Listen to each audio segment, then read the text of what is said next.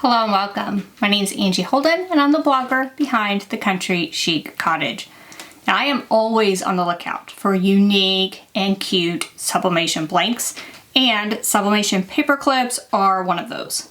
Now I got a variety pack, so I have regular sublimation paper clips and I also have one shaped like pencils, one shaped like hearts, ones with hearts on the top, ones with circles on the top, so tons of variety in this video. I'm going to show you how to sublimate on these acrylic paper clips and some ideas with them. Plus, I have a free template for the paper clips that I'm using, so if you are struggling on sizing, I have help for you there as well. So first of all, let's take a look at the supplies we're going to use. Heat-resistant tape, lint roller, heat-resistant gloves, heat-resistant mat. You'll need a heat press of some type, as well as your sublimation print, and these need to be sublimation ink printed on sublimation paper from a sublimation printer, and I will show you how to get these templates. And then you'll need the sublimation paper clips themselves. I bought a pack with 5 different designs to give you some variety, and I have a template for each one of these.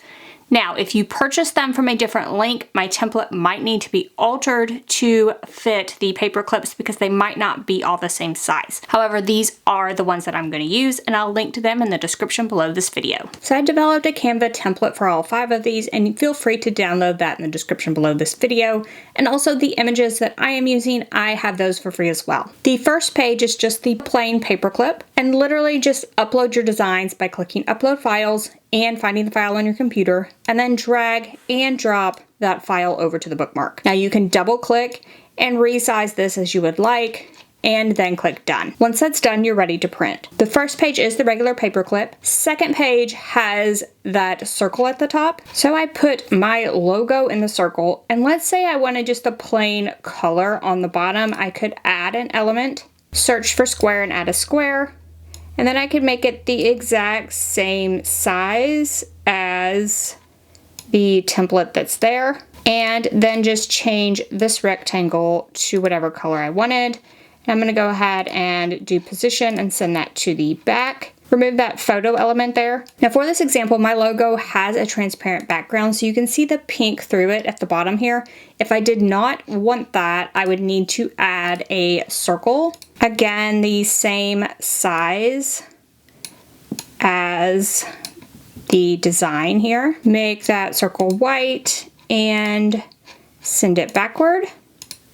And now the paperclip portion would be this pink, and my logo would be the circle portion. This version is for the one with the heart at the top. I couldn't get an exact match for the heart, but this is very close. And for this one, I'm going to kind of use the same design, but 2 different ways. So I'm going to really blow it up for the heart portion, and then I'm going to add the smaller design to the bottom paper clip. Then this version is for the heart itself. Then this version is for the one that looks like a pencil. And you can change the colors of these, but I have the top as like a pink eraser, and then your lead at the bottom.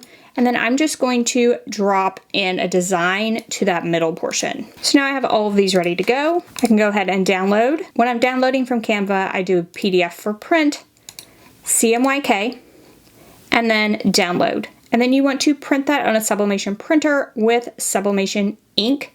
And then we can take a look at the sublimation process itself. I do want to note here that I did have to alter the templates a little bit after the filming of this to make them work with the paper clips, but the link has the correct template for you to use.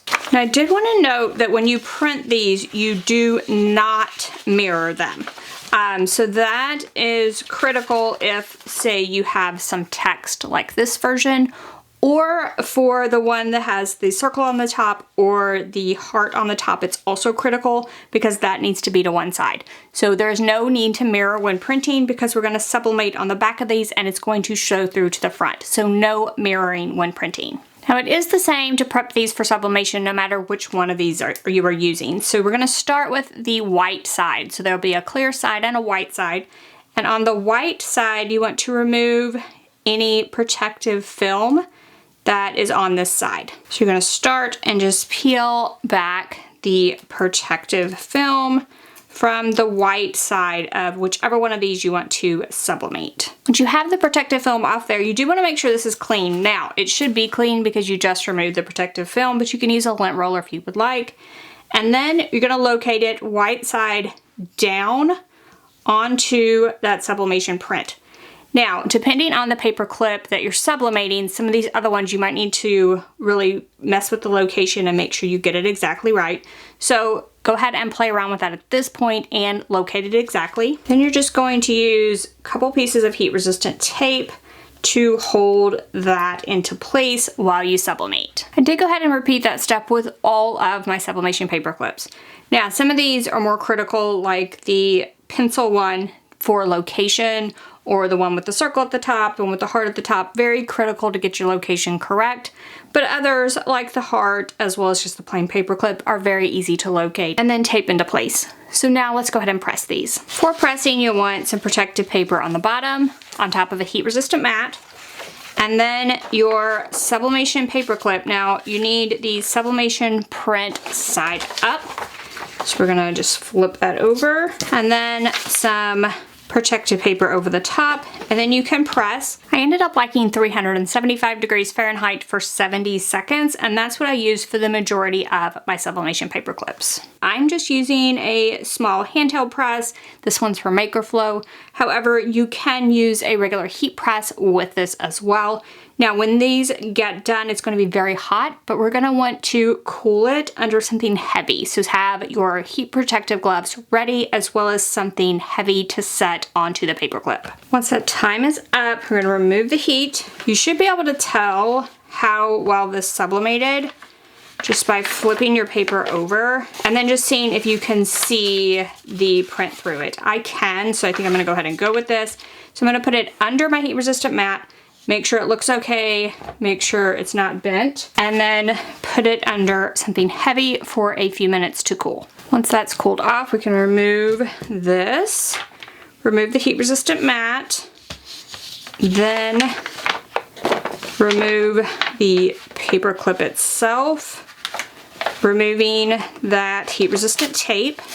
And when you remove that heat resistant tape, there's a protective film on this other side as well, and it might start to pull up. So I'm just going to remove that protective film from this side as well, and this paper clip is complete. So I'm going to repeat this process for the other types, and then we'll take a look at some of the results I was able to get with this. So here are my results on all the paper clips that I made. Now, I am going to say that the sublimation print looks dull until you remove that protective film off of the front, and then it really starts to pop off. Now, these are the fronts, and we sublimated on the back. The back is going to look sort of white and muted, but it still looks pretty good. And if you have text, like in the case of this one, on the back, it's going to look white and it's going to be mirrored or flipped. So do keep that in mind when you are choosing the designs for your sublimation paper clips. Now, I made a wide variety of designs. I did pretty good, except for this one. I got the print just a little bit off, and I have some white at the top of my eraser portion. But otherwise, these look really good and all really pretty and bright and vibrant. So this is a pretty simple project. You just have to remember to cool them at the end. Now, I would cool them under the books until I could touch them, and then I would remove them and remove the tape, and then I set them to the side. Once they were completely cooled off, I found that protective coating over the front easier to remove. So that's one tip on these as far as getting that protective coating off the front after you sublimate. Now all it's left for you to do is grab those templates and literally just any kind of pattern that you want, any kind of look you want for your paper clips, and start sublimating. And then you can use these, you know, gifts for teachers. You can use these in your office to hold papers. You could use these as bookmarks just to mark your page in a book. Tons of different ideas for these paper clips, and they are such a fun sublimation project, and I really think you're gonna love this one. So now seriously, grab your supplies and make some of these. I think they're very, very fun. Again, like a really cute and simple gift idea, perfect for a bookmark, using in the office, anything like that. And I really think these are a great gift for teachers. So maybe, you know, when the school year starts, you make a batch of these to give to the teacher for the new school year. Super cute idea, and they're easy to make as well, which is one of my favorite things. So all that's left for you to do is to grab your Sublimation paper clips and get to making them. I really think you're gonna like them, and your family and friends will as well. So now, if you liked this video and it helped you, give me a thumbs up. If you have any questions about making Sublimation paper clips, drop down in the comment section, ask away. And if you haven't already, head on over to my YouTube channel, hit that subscribe button. I have videos just like this one every single week, and trust me, you don't want to miss any of those. So thank you all so much for joining me, and I'll see you next week. Bye-bye.